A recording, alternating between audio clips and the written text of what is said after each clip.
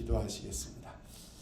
하나님 아버지 감사합니다. 오늘 말씀이 선포될 때에 성령 하나님께서 우리 가운데 임재하여 주시고 함께하여 주셔서 이 말씀을 통하여 주님의 뜻이 우리 마음 가운데 새겨지게 하시고 주님의 놀라운 은혜 안에 굳게 서는 우리 모두가 되게 하여 주옵소서.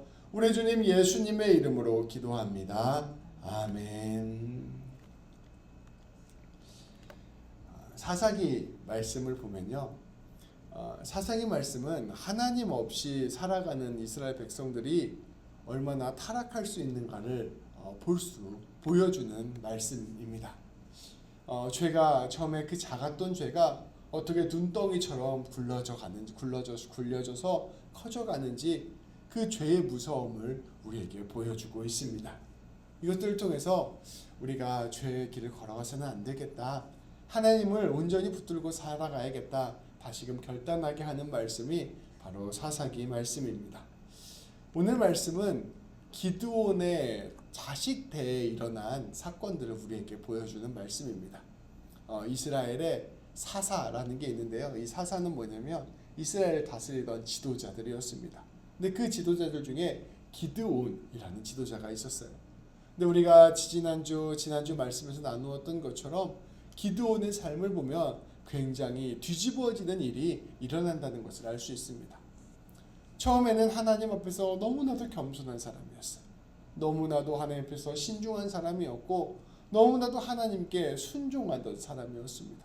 근데 이 기드온이 하나님의 도움을 받아 전쟁에서 이기고 난 다음에는 교만해지고 자기를 높이게 되어서 얼마나 타락하게 되었는가를 말씀은 우리에게 보여주고 있습니다. 하나님이 처음 기드온을 불렀을 때 기드온은 이렇게 대답했습니다. 오 주님, 내가 무엇으로 이스라엘을 구원할 수 있겠습니까? 나 같은 사람이 어떻게 이스라엘을 구원할 수 있겠습니까? 나의 집은 므낫세 지파 중에서도 가장 작은 집안이고 그 집안 안에서도 나는 가장 작은 사람입니다. 고백할 만큼 기드온은 겸손한 사람이었어요. 하나님께서 명령을 하시자 여러 차례 기적을 요구하면서 정말로 이게 하나님의 일이 맞습니까? 이게 정말로 하나님께서 보낸 일이 맞습니까? 이렇게 하나님께 물어보며 신중하게 하나님의 일을 따라갔던 사람이었습니다. 그리고 하나님께서 명령하셨을 때 고작 300명의 병사를 가지고 13만 5천 명의 대군과 맞서 싸우는 용기를 가졌던 사람이고 그 안에 순종하는 마음이 있었던 사람이었습니다. 이렇게 훌륭한 사람 기드온이었는데 이 사람이 막상 전쟁에서 승리하고 난 다음에 완전히 180도 달라진 모습을 보여주었던 것입니다. 자기에게 먹을 것을 주지 않았다고 숫곳과 분우엘에 살고 있던 사람들을 학살하는 만행을 저질렀습니다. 그리고 미디안 왕들을 처형할 때에도 이방 왕들과 같이 교만한 모습으로 그들을 처형하였습니다. 그리고 이스라엘 백성들이 이 기드온에게 찾아와서 왕이 되어 주십시오 요청을 하였는데 그 요청은 거절하면서도 사람들에게서 다 금을 거두어서 에봇이라는 장식품을 만들고 그것을 자기 집 고향에 두어서 사람들의 그 숭배를 받으며 정치적, 종교적 중심지 역할을 하는 사실상 왕과 같은 삶을 살았던 것입니다. 특별히 기드온은 여러 명의 아내를 두고 아들을 71명이나 낳았습니다. 딸까지 합치면 100명도 넘었겠죠. 이 많은 자식들을 가지며 사실상 왕처럼 살다가 죽었습니다. 하나님께서 오직 하나님만을 섬기는 백성이 되라고 이스라엘 백성들을 불러주셨는데 이스라엘 백성들이 하나님이 아니라 우상을 섬기는 죄를 범했습니다. 그것 때문에 이스라엘 백성들이 어려움을 겪게 되었는데 하나님께서 이 어려움 몰아내라고 지도자를 세워놨더니 이 지도자가 하나님의 힘으로 이방 민족을 몰아내고 나서는 자기가 왕의 자리를 차지하는 잘못을 저질렀던 것입니다. 기드온이 이와 같은 잘못을 저지르고 난 뒤에 그 이후에 어떠한 일이 일어났을까요?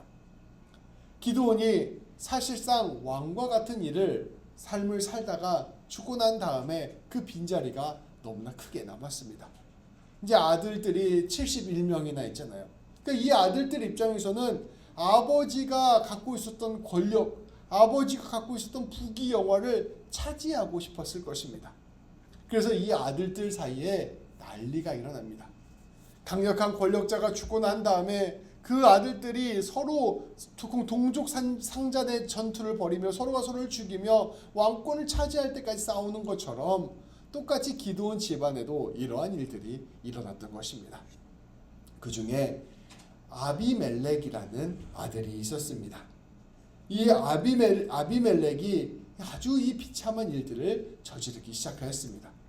이 아비멜렉이 어떠한 일들을 저지르게 되었는가? 그 모든 일들이 일어났는데요. 그 일들의 결말이 바로 오늘 읽은 56절, 57절 말씀입니다. 이게 살짝만 훑어봐도 다 죽었다는 이야기가 나옵니다. 참으로 비참한 일이 펼쳐지게 된 것입니다. 그 일이 어떠한 일이었는지 함께 나누어 보고자 합니다. 이 아비멜렉은 이름부터 심상치가 않아요. 이 아비멜렉이라는 말이 아버지가 왕이다 라는 뜻이에요. 그러니까 왕자라는 뜻의 이름을 가진 이름입니다. 근데 이 기드온이 여러 명의 아내를 두고 자식들을 낳았는데 마지막 말씀에 보면 기드온이 세겜이라는 지역에 있었던 한 여자를 취해서 그 여자를 첩으로 삼습니다. 근데 그 세겜에 있던 여자로부터 난 아들이 바로 아비멜렉이었어요. 근데 이 아비멜렉이 야심만만한 사람이었던 것 같습니다. 아버지가 죽고 난 다음에 저 자리를 내가 차지해야겠다 생각을 한 거예요. 근데 형들이 자기를 빼고 70명이나 형제들이 70명이나 있잖아요. 너무나 많은 거예요. 그래서 어떻게 할까 생각을 하다가 이 아비멜렉이 자기 어머니의 고향이었던 세겜을 찾아갑니다. 이제 일종의 자기의 어떤 정치적 토대가 될 수 있는 곳이죠. 그래서 그 세겜을 찾아가서 자기 친척들을 만나요. 그래서 친척들에게 말하는 것입니다. 어르신들, 이 나라를 70명이나 되는 기드온의 아들들이 다스리는 게 낫겠습니까? 제가 다스리는 게 낫겠습니까? 저는 여러분의 친척이지 않습니까? 저는 여러분의 가족이지 않습니까? 저를 도와주시면 제가 왕권을 한번 차지해 보겠습니다. 이렇게 세겜의 어른들하고 협상을 해요. 그래서 이 세겜에 있었던 자기 가족들, 친척들이 이 세겜에 있는 마을 사람들을 설득하기 시작하는 것입니다. 우리 친척 중에, 우리 집안 사람 중에, 또 우리 마을 출신 중에 아비멜렉이라는 사람이 있다. 이 아비멜렉을 우리가 적극적으로 밀어주면 그가 왕이 되고, 그가 왕이 되고 나면 우리가 이 지역사회에서, 이 나라에서 떵떵거리고 살 수 있지 않겠느냐. 우리 한번 아비멜렉을 밀어봐 주자. 이렇게 서로 대화를 하게 된 것입니다.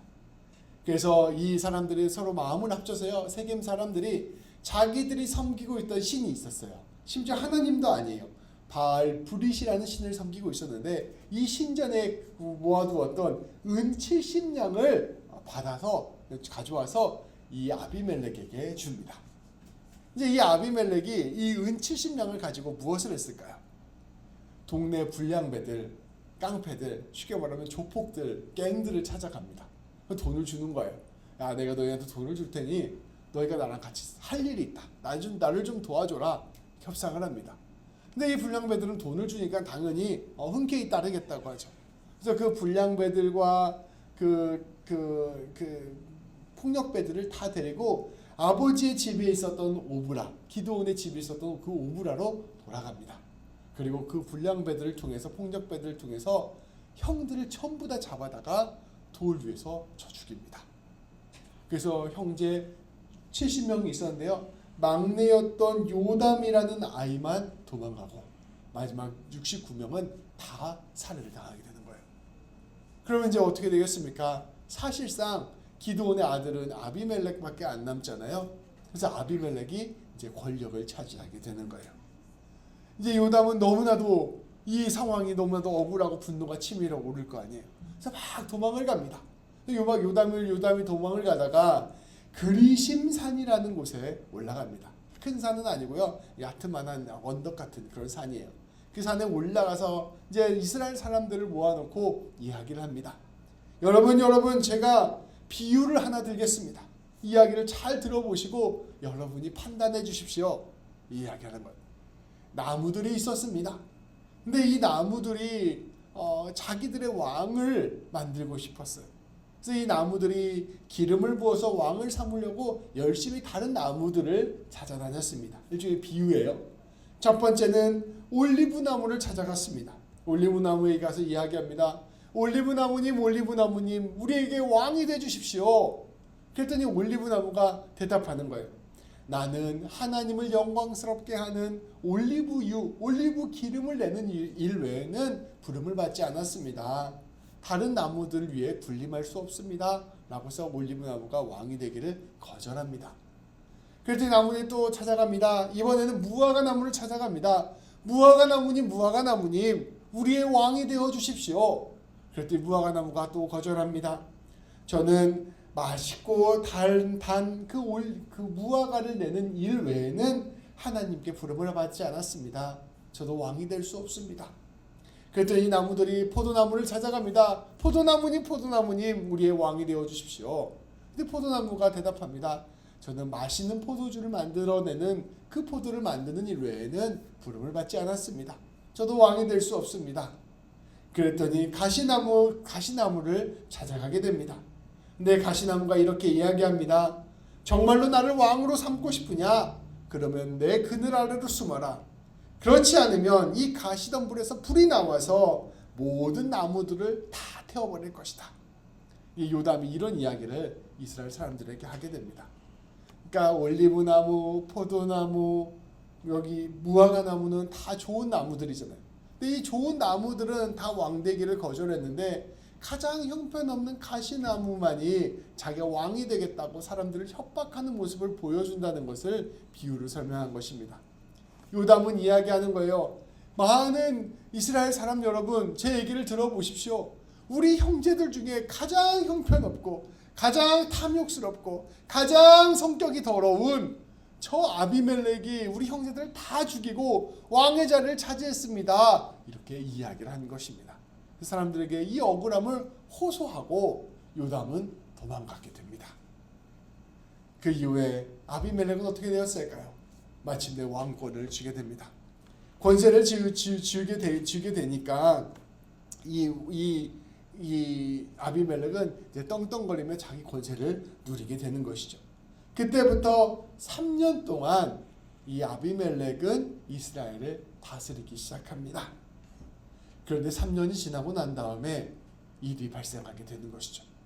이 아비멜렉이 악령에 사로잡히게 됩니다.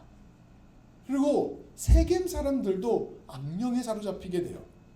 오늘 말씀해 보면 이렇게 선포됩니다. 하나님이 악령을 보내어 아비멜렉과 세겜 사람들 사이에 미움을 서로 미워하게 만드셨다. 이거는 하나님이 악한 일을 하셨다, 악한 영들을 통해서 일하셨다 이런 말이 아니고요. 이 아비멜렉과 세겜 사람들이 자기 권세, 자기 욕심만을 추구하며 살아가다 보니 이들이 자연스럽게 악한 영에 사로잡히게 된 것입니다. 그리고 하나님께서는 그렇게 된 이스라엘 그 세겜 사람들과 아비멜렉을 그냥 그대로 두셨다라는 말로 해석할 수 있는 것이죠. 이 아비멜렉과 세겜 사람들은 가만히 생각해 보면 하나님의 뜻을 생각하거나 정의를 생각하거나 옳은 것을 생각한 사람들이 아니었습니다. 그저 자기 욕심, 자기 권세, 자기 힘만을 생각했던 사람이었던 것이죠.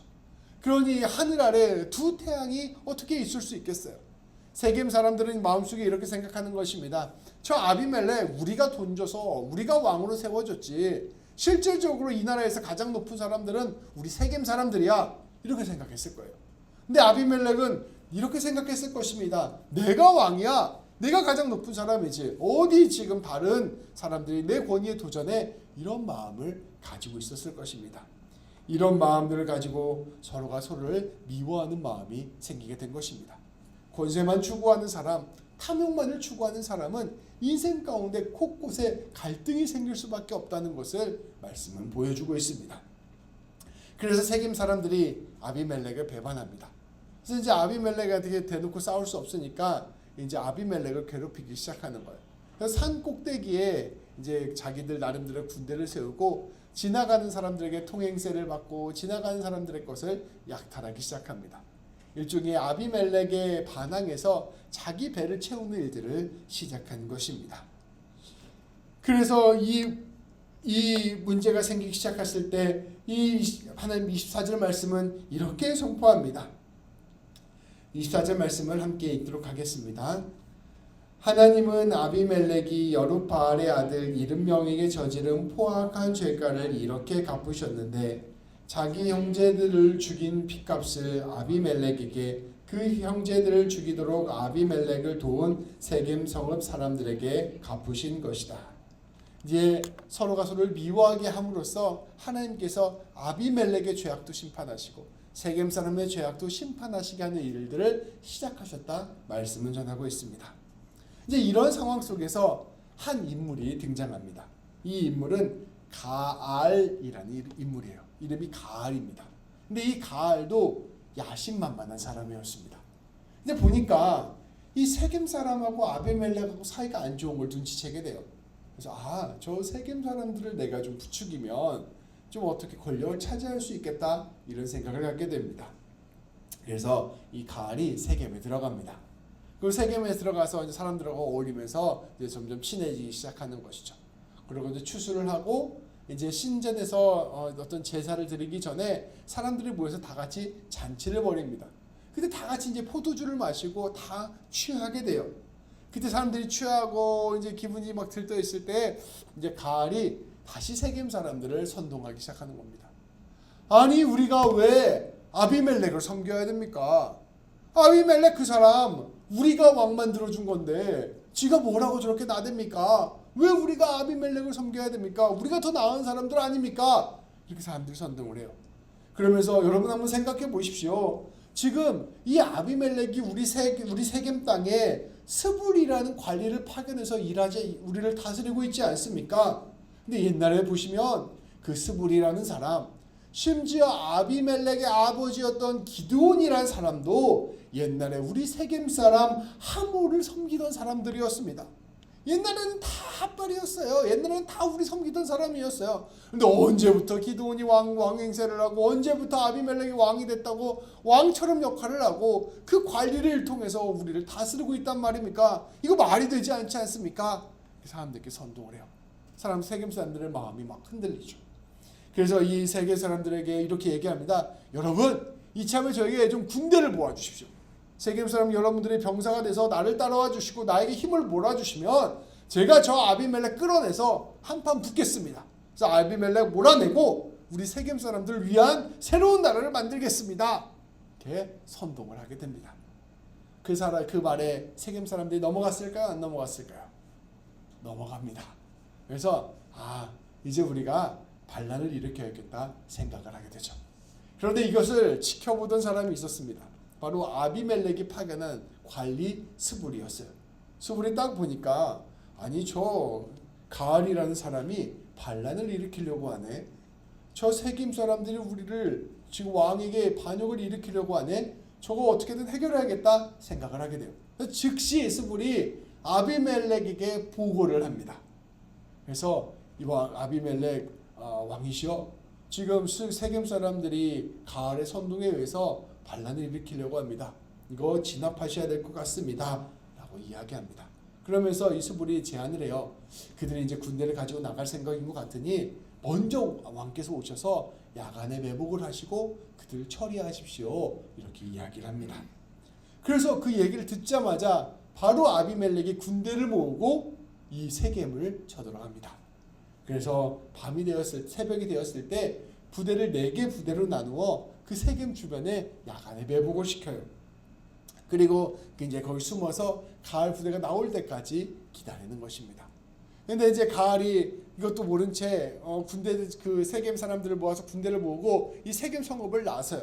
근데 나섰는데 가알이 나가다가 깜짝 놀라는 거예요. 저 멀리 군대가 있는 것처럼 보이는 거예요. 매복 군대가 있나? 그래서 깜짝 놀라서 저기 멀리 사람들이 보이지 않는가? 산꼭대기에서 좀 사람들이 내려오는 것 같은데? 라고 이야기를 합니다. 근데 옆에 있던 스불이 이렇게 얘기하는 거예요. 그거 산에 있는 그림자입니다.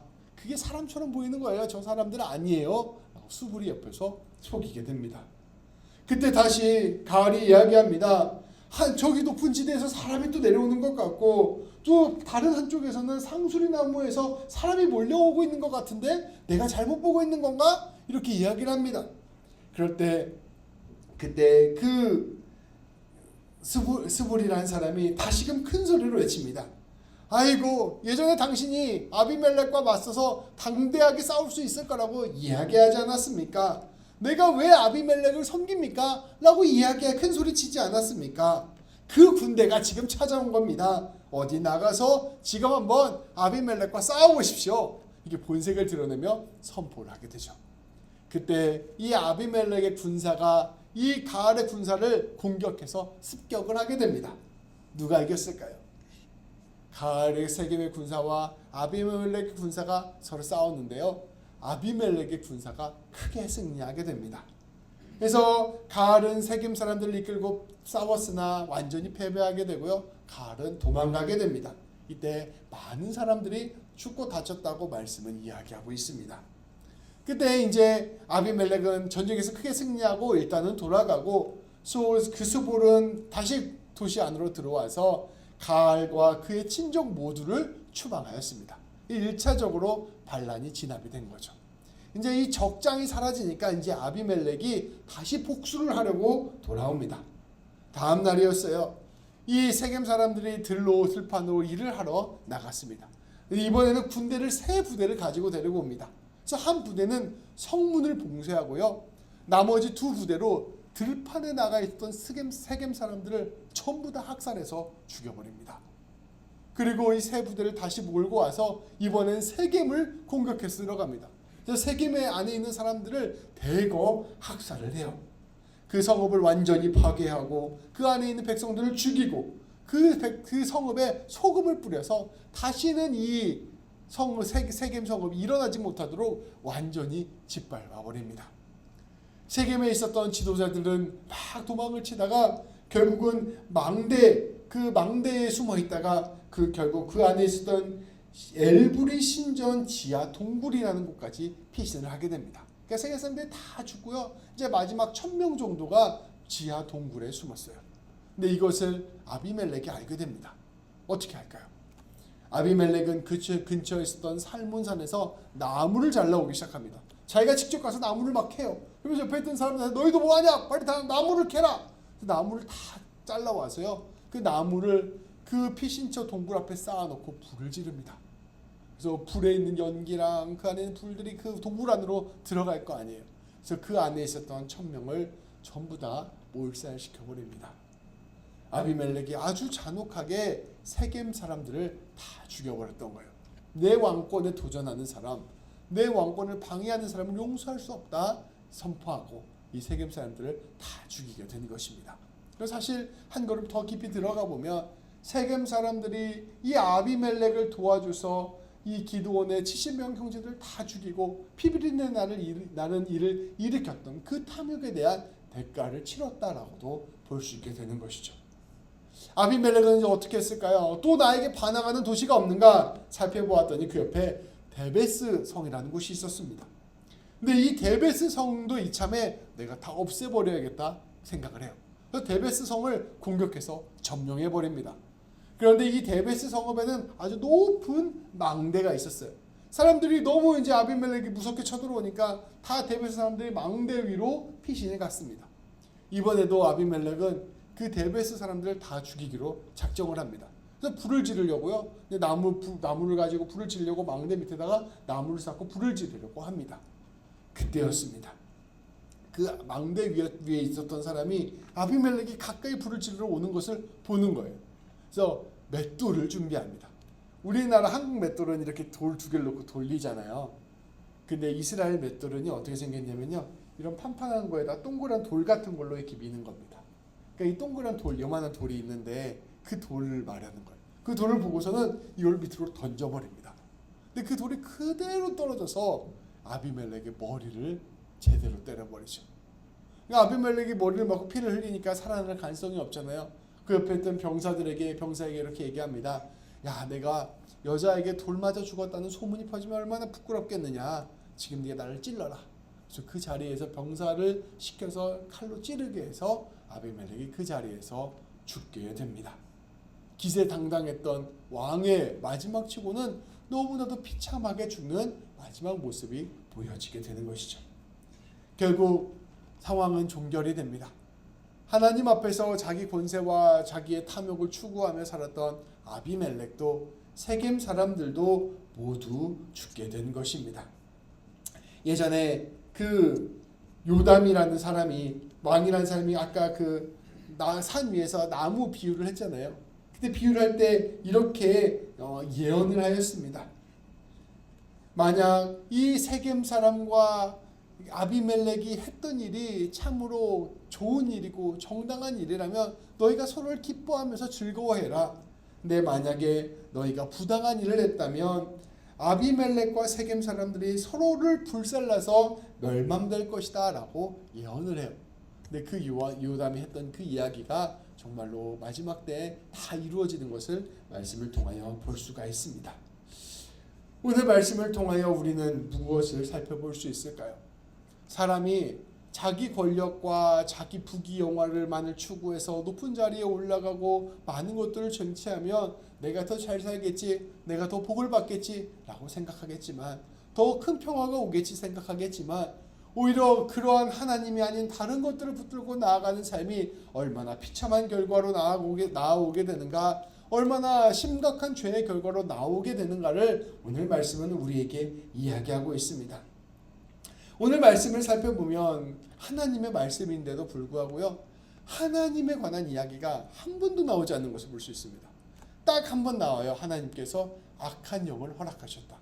근데 그 외에는 아비멜렉도 그렇고 세겜 사람도 그렇고 또 여기 나와 있던 가알도 그렇고 모든 사람들이 아무도 하나님을 찾지 않습니다. 하나님께 묻지도 않고요, 하나님의 음성을 듣지도 않고요, 하나님께서 말씀하신 이야기도 아니고요, 그냥 하나님 없는 세상이 어떠한 모습인가를 적나라하게 보여주는 장면이 바로 사사기 9장의 말씀이에요. 한번 하나님이 언급된 하나님이 악령을 허락하셨다라는 말은 아까 말씀드린 대로 이렇게 하나님 없는 세상이 무엇의 지배를 당하는가를 고스란히 보여주는 말씀인 것입니다. 자기 탐욕과 권력에 온통 매진해 있는 상태, 곧 내가 하나님이 아니라 나만을 위하여 살아가겠다는 이 상태가 바로 악한 영에 사로잡힌 상태이고, 오늘 말씀에서 나왔던 그 모든 비참한 일들이 일어나는 상태라는 것을 말씀은 우리에게 이야기하고 있는 것입니다. 그리고 놀랍게도 이러한 일은요, 멀리 떨어진 수천 년 전의 역사 한 번에서 끝나는 일이 아닙니다. 오늘날에도 살펴보면 하나님 없이 권력과 탐욕만을 위하여 살아가는 세상 곳곳에서 일어나는 비참한 현실이 바로 오늘 말씀에 나오는 현실과 매우 흡사하다는 것을 알 수가 있습니다.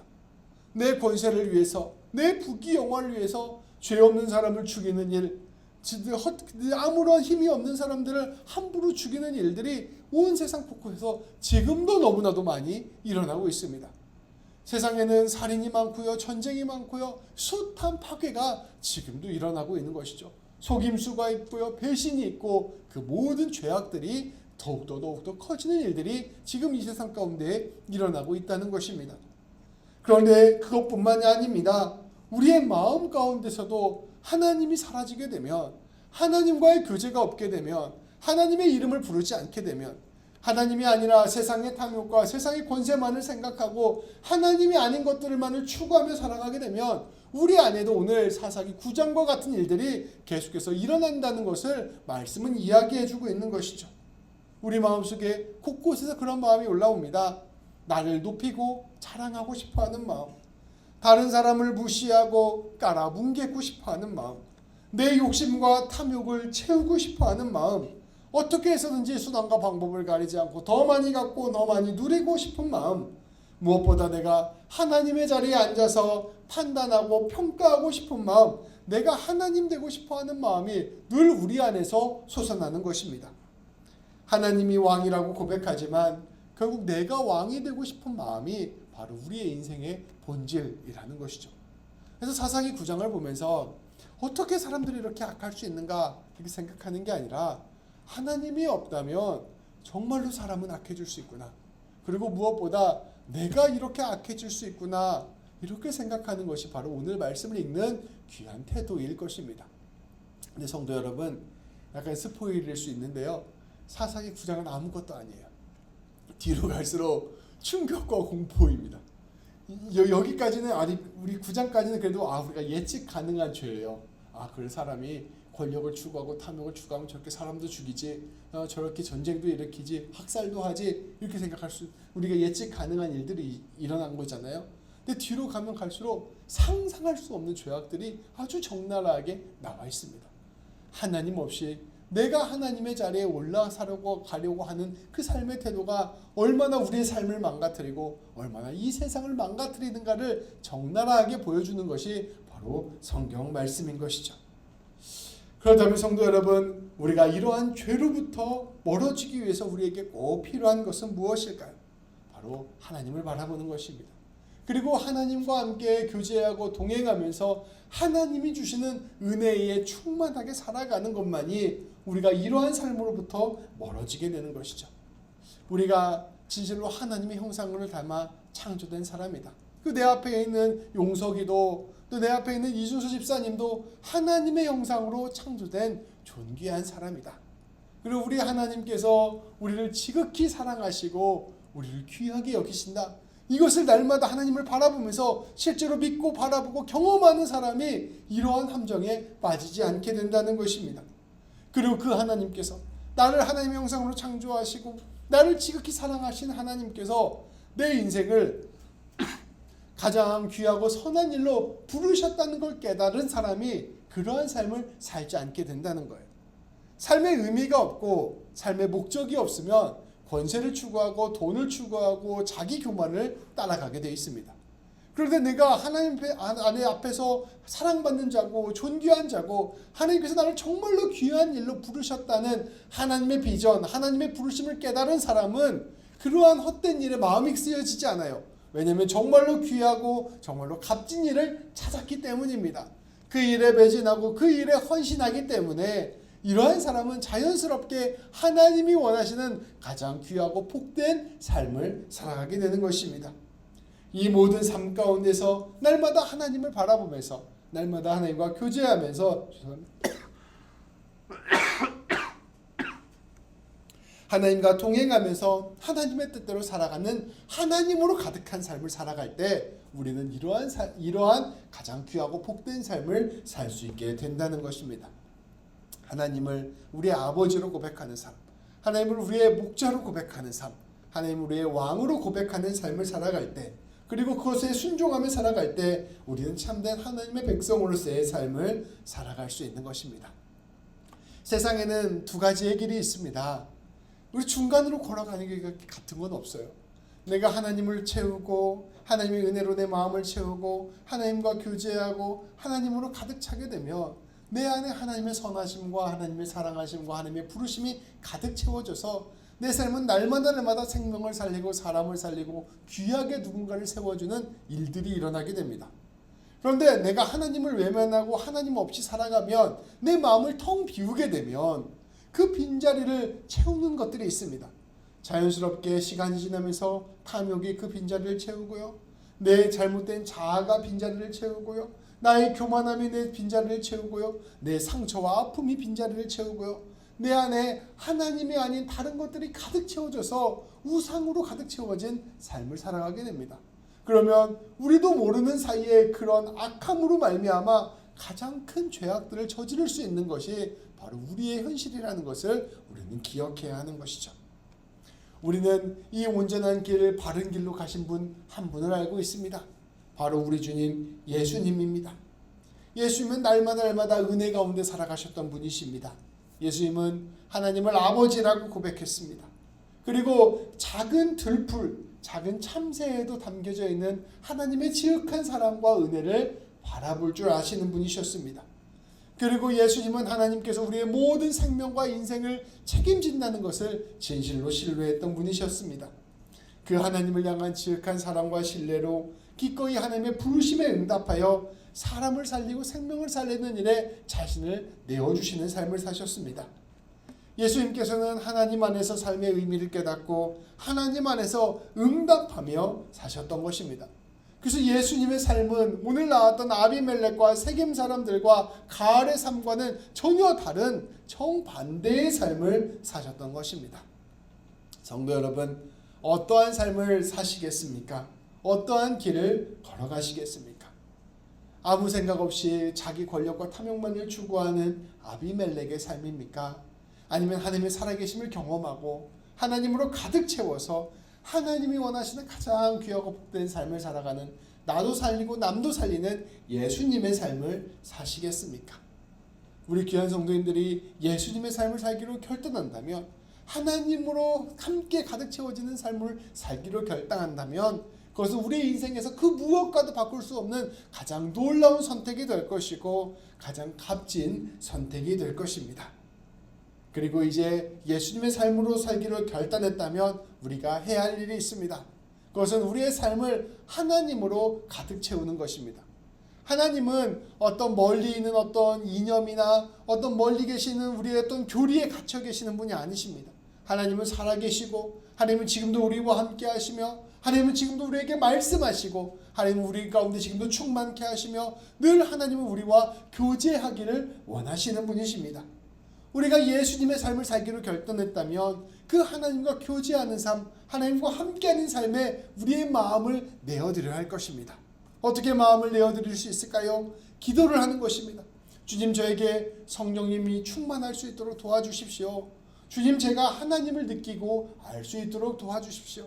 주님, 제가 하나님과 교제하는 삶을 살고 싶습니다. 주님, 제가 하나님과 함께하는 삶을 살고 싶으니 하나님 저에게 찾아와 주셔서 하나님 저에게 말씀하여 주십시오. 간구해야 할 것입니다. 그리고 우리가 말씀을 통하여 날마다 우리에게 하시는 하나님의 말씀에 귀를 기울이고 날마다 하나님의 은혜를 경험하기를 간구하며 살아가는 삶을 살아가야 할 것입니다. 그렇게 할 때 우리는 하나님을 진실로 경험하게 되고 만나게 될 것이고, 하나님으로 충만하여져서 우리 예수님과 같이 가장 귀하고 복된 은혜의 삶을 살게 될 것입니다. 아비멜렉과 같은 삶을 살아가면 수많은 사람을 죽이는 삶을 살게 됩니다. 그러나 예수님과 같은 삶을 살게 되면 수많은 사람을 살리는 삶이 됩니다. 그리고 무엇보다 자기 자신이 사는 삶이 됩니다. 이처럼 우리 하나님으로 가득 채워져서 가장 귀하고 복된 은혜의 삶, 생명의 삶을 사는 우리 모든 성도님들 되시기를 우리 주님의 이름으로 축복합니다. 기도하시겠습니다. 하나님 감사합니다.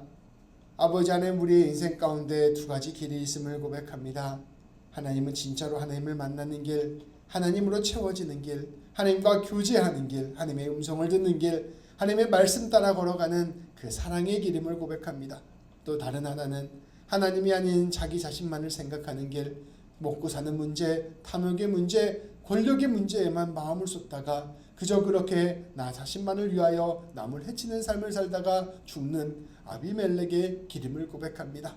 아버지 하나님, 이 둘의 길 사이에서 참된 왕이 되시는 하나님을 진실로 섬기는 예수님의 길을 따라갈 수 있도록 인도하여 주옵소서. 우리의 마음의 문을 열게 하시고 우리의 모든 생각을 주님께로 집중하게 하여 주셔서 하나님을 깊이 만나는 우리 모두가 되게 하시고 성령 충만, 은혜 충만함으로 다시금 굳게 세워지는 우리 모두가 될 수 있도록 인도하여 주옵소서. 우리 주님 예수님의 이름으로 기도합니다. 아멘.